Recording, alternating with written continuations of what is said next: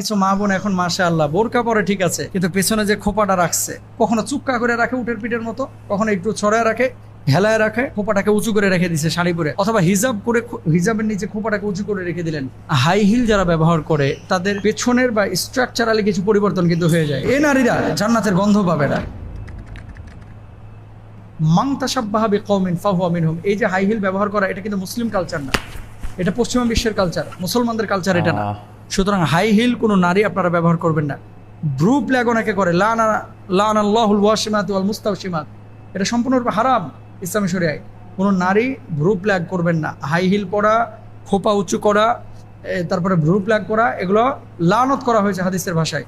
এবং নবী সাল্লাল্লাহু আলাইহি ওয়াসাল্লাম যেই দুই শ্রেণীর মানুষের জন্য জান্নাত হারাম বলেছেন, এক নম্বর হচ্ছে জালেম, এই যারা চাবুক দিয়ে মানুষকে আঘাত করে। দুই নম্বর হচ্ছে ওই সমস্ত নারীরা যারা পোশাক পরিধান করে কিন্তু উলঙ্গের মতো দেখা যায়।